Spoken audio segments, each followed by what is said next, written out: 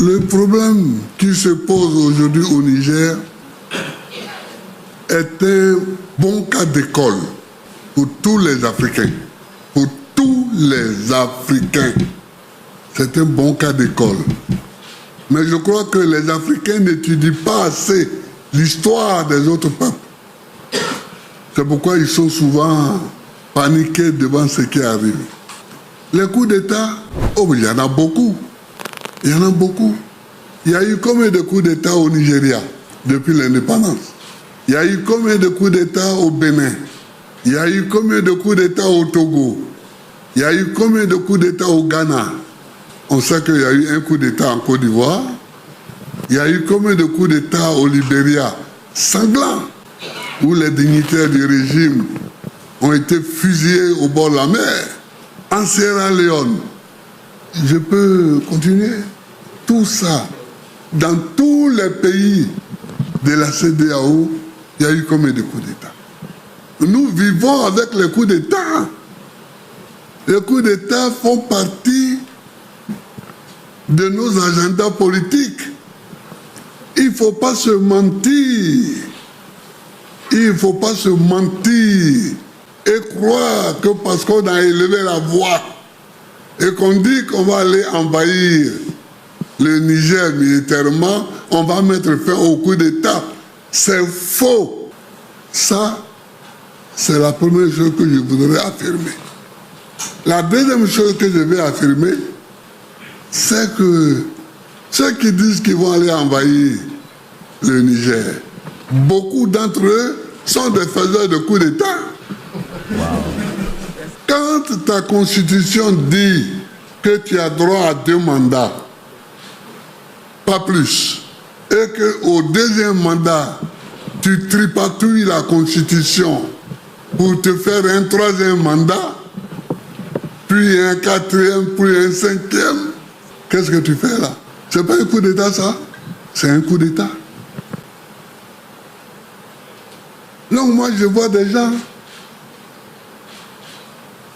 il y en a même qui ont suspendu tous les partis d'opposition dans leur pays, et puis viennent, on va aller en guerre pour mettre la démocratie au Niger, et c'est toi, et c'est toi, vous voyez? Donc c'est un jeu de mensonges. Et c'est contre ça que je me révolte. Moi, je connais Bazoum. Bazoum, c'est mon copain. Il ne faut pas mentir. Il ne faut pas mentir. On ment quand on laisse croire aux gens qu'on veut aller au Niger pour réinstaller Bazoum dans un fauteuil démocratique. Mais c'est faux. C'est pas pour ça qu'on va. C'est pas pour ça qu'on va. On est pistonné par derrière. Pistonné par derrière pour aller faire un coup pour l'uranium, le gaz, le pétrole, etc. Bazoum a été renversé.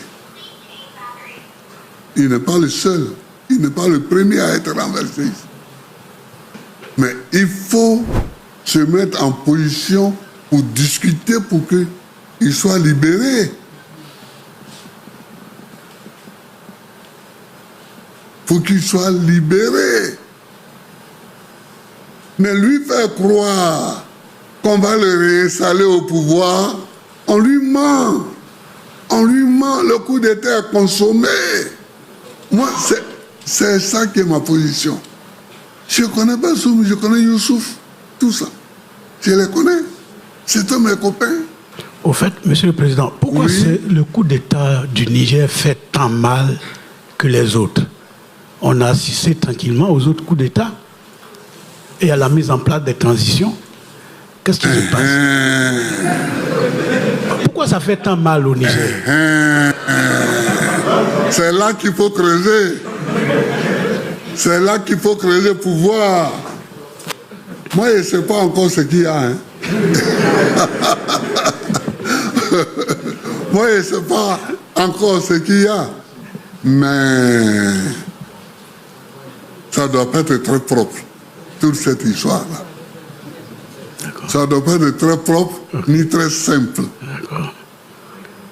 La CEDEAO, là, il faut la remplacer. Il faut la remplacer. Il faut la changer. Les gens qui la dirigent en ce moment perdent pied. Et ce sont les gens d'une certaine tendance qui parlent le plus fort. Première chose. Deuxième chose, si vous voyez au niveau de la CEDEAO, les problèmes, c'est dans les pays francophones. C'est dans les anciennes colonies françaises qu'il y a les problèmes. Aujourd'hui, c'est en Guinée, au Burkina, au Mali, au Niger, alors qu'avant, il y a eu des problèmes ailleurs. Mais aujourd'hui, les pays non francophones là, sont un peu tranquilles. Même dans le reste de l'Afrique, les pays non francophones sont un peu tranquilles. Mais c'est dans les pays francophones là. Ah là là. C'est que le problème, Bazoum est un prétexte. Bazoum, c'est un petit gars dans l'analyse. C'est un prétexte. C'est un prétexte. Il faut qu'on milite pour que Bazoum soit libéré. Qu'un chef d'État de la région ou d'ailleurs accepte de le recevoir, lui et sa famille. Et comme ça, on aura vidé la partie émotionnelle. Moi, vous savez ce que je souhaite que la CEDEAO fasse? Je souhaite que sa force en attente, là. Moi, j'ai rigolé l'autre jour.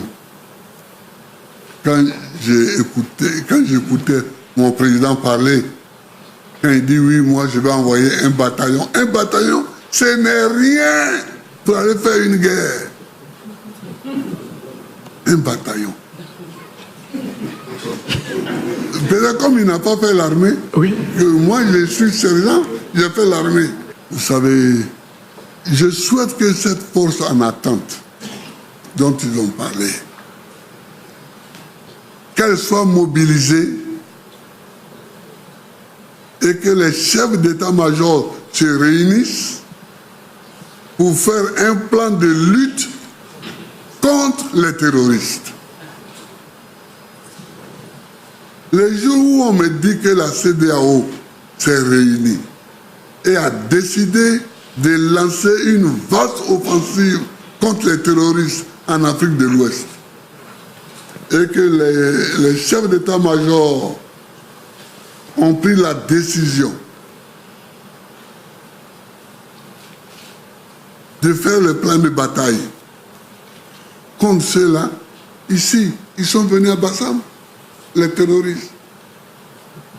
Au nord, la Côte d'Ivoire, on les voit frémir, on les voit s'exciter un peu de temps en temps. Au Burkina, au Mali, au Niger, etc., on peut y envoyer nos forces en attente pour se battre contre les terroristes. C'est ça que j'attends de la CEDEAO. Et non pas de chercher à aller délivrer Bazoum pour le repasser au pouvoir. Bazoum, on peut le libérer par la parole, par la négociation. Mais ce qu'il faut faire,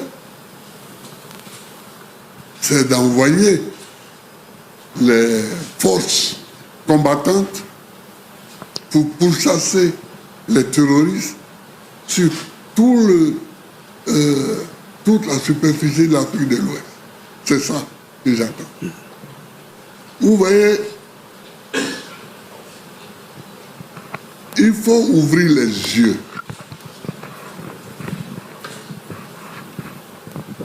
Et ne pas prendre toujours les évidences comme des révélations. Ouvrez les yeux. Où il y a eu des coups d'État en ce moment-ci. C'est en Guinée, c'est au Mali,